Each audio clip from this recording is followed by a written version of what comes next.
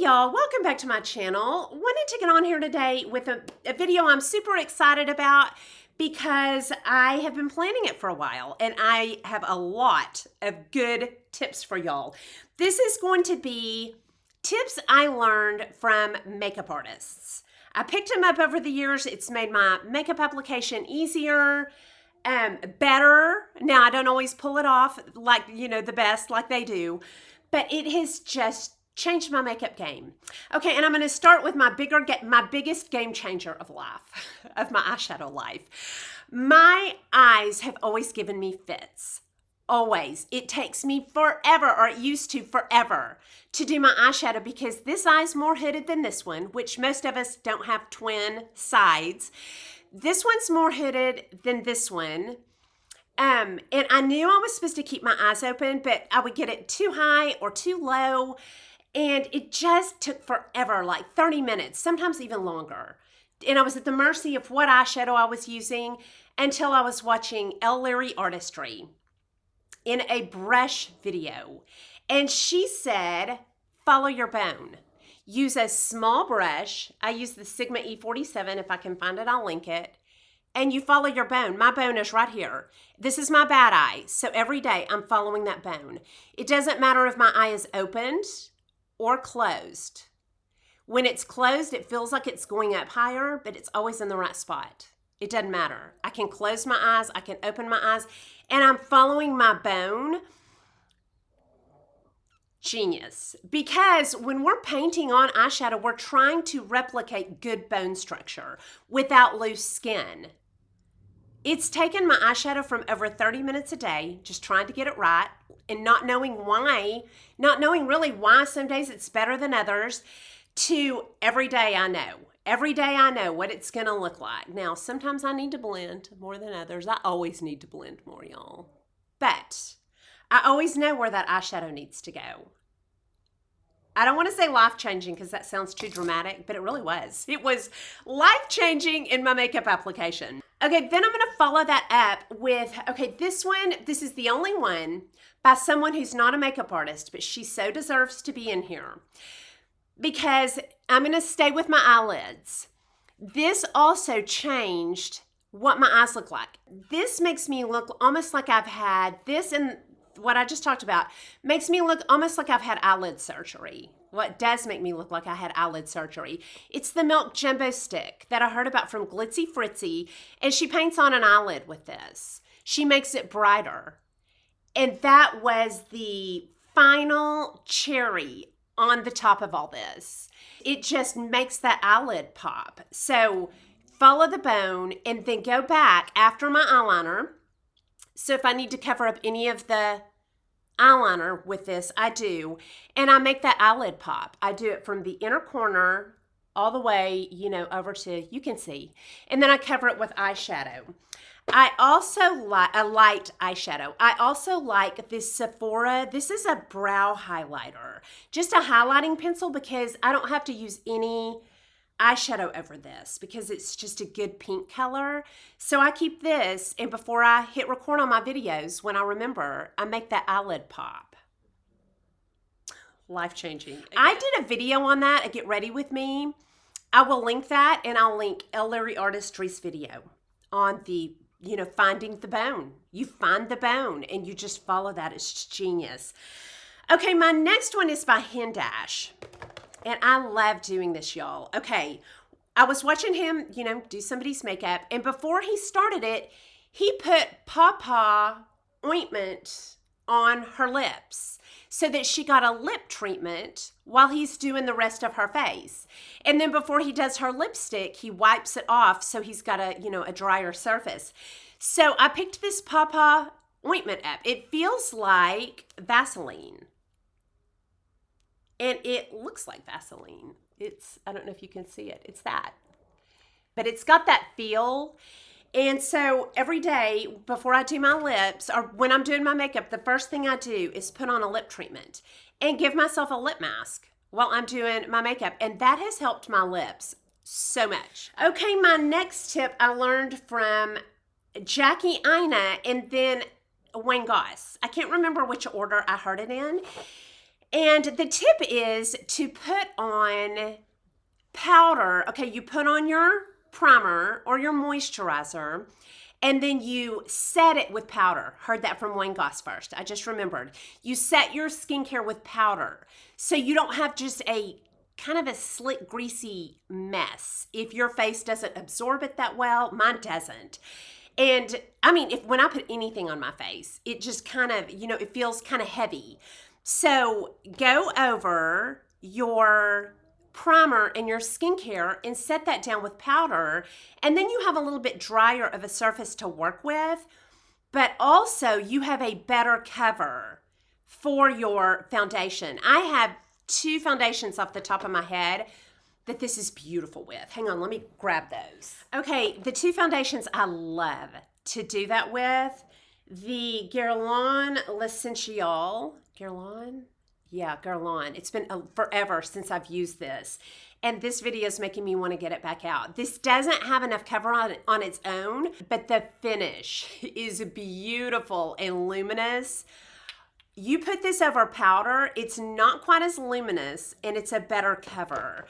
A powder I like to do this with is the Fit Me. I don't love the Fit Me for setting anymore. I have some others I like better.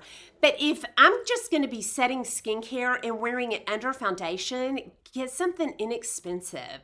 So it's set down your skincare real nice any day. And then if you have a foundation that just doesn't cover quite enough but has a beautiful finish to it, like Guerlain L'Essentiel or NARS, what is this? Radiant Finish. I'll put it right here. But either one of these are beautiful with that tip. So I loved that tip. If my skincare is feeling too heavy or my foundation isn't covering enough. Okay, my next tip. Okay, I had done this on my own and realized how good it was, but then I heard Wayne Goss talk about it and it verified it. I was like, that was right. And that is to blend eyeshadow with your powder instead of a shadow. Get a powder that you really like that has a really pretty finish. And these are made to smooth out and just to really, be a beautiful finish. I use sometimes the MAC Studio Finish or Studio Fix. I love the Hourglass Diffused Light for this. Just any pretty powder you have. I have a Cocoa Dough Brightening. Let's do that one. We'll do a little bit of this. And just, dip into the powder. And then starting at the eyebrow. Yes, I hadn't done this today. And it just smooths out your rough edges. Yeah, that just smooths out your rough edges. I wish I'd done that before I hit record. I wish I'd remember to do that every day because it is such a pretty finish to the eyeshadow. It blends it out beautifully. All right, my next one, I heard about this from Jaclyn Hill, and it's spraying your sponges. I don't always like to use a setting spray. I have a bunch of them, but I don't always like to spray those directly on my face. I'm scared of the, just getting blobs of water in my bangs. I don't want to have to pin my hair back. And I was watching Jaclyn Hill, and she sprayed her sponge. And I thought, what an easy, simple thing to do.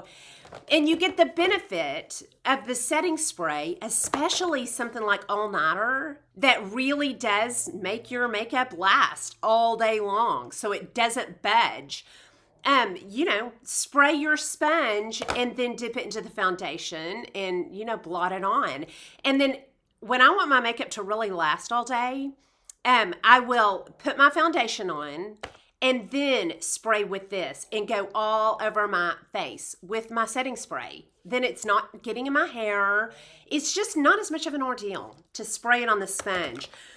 What I do every single day is I use this All Nighter and I dip it into my Huda Sugar Cookie. It's the white one.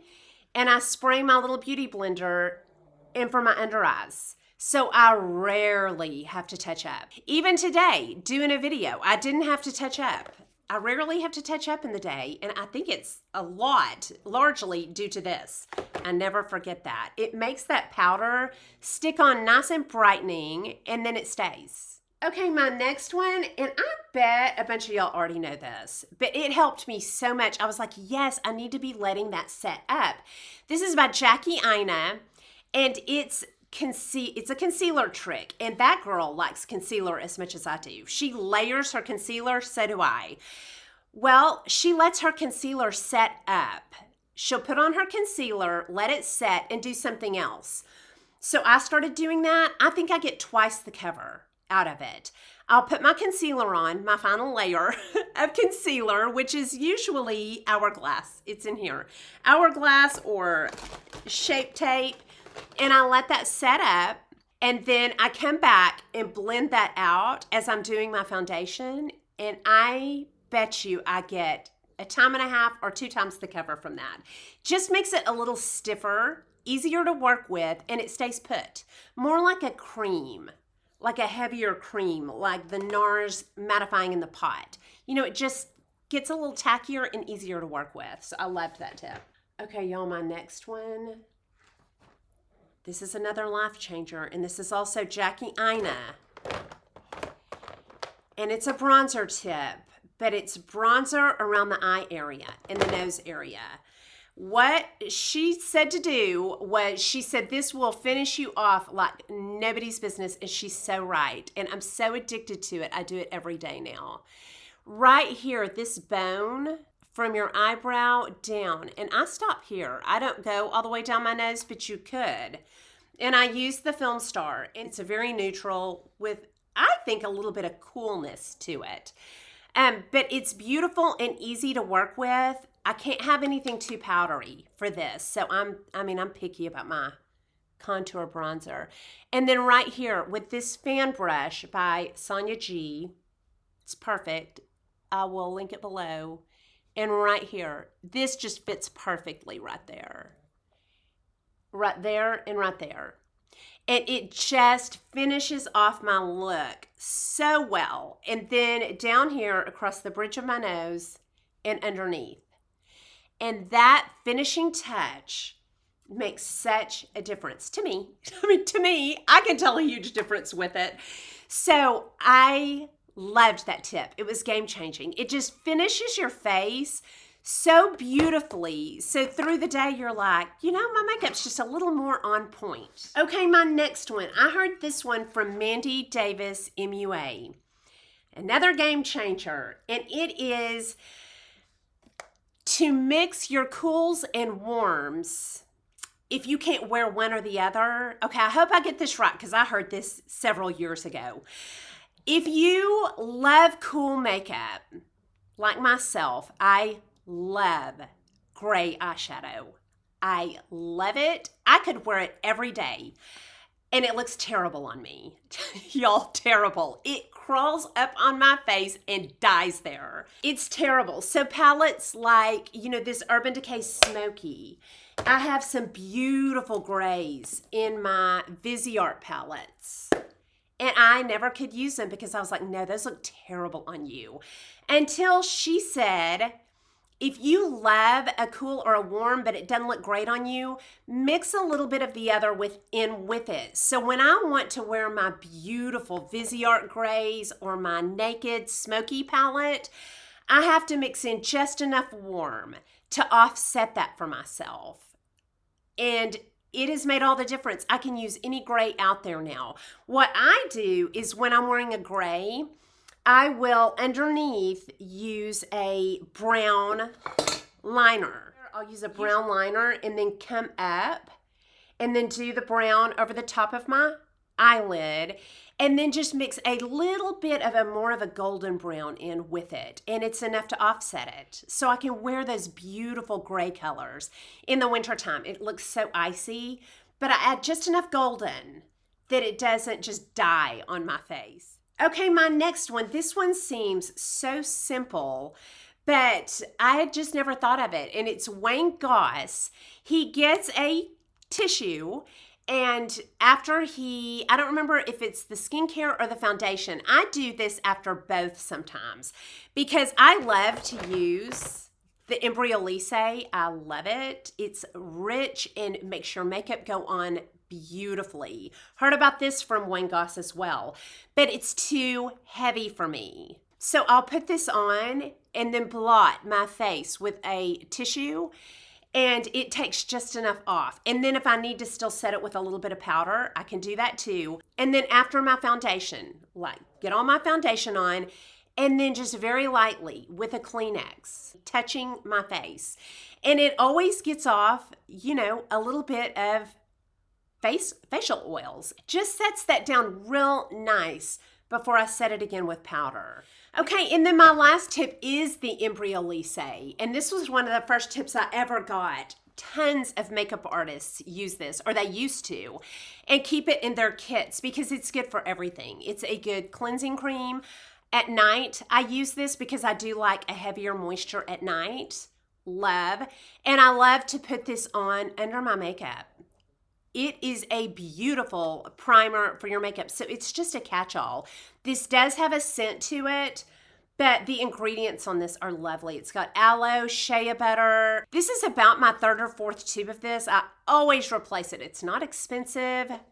This is so nice. All right, and that is all of my absolute top tips that I've learned from makeup artists over the years. Down below, y'all let me know any makeup tips that y'all have learned from, you know, different makeup artists. And that's all I have for you. I hope you enjoyed this video. If you did, please like and subscribe. Leave comments and questions down below, and I'll talk to y'all soon. Y'all have a good day. Bye.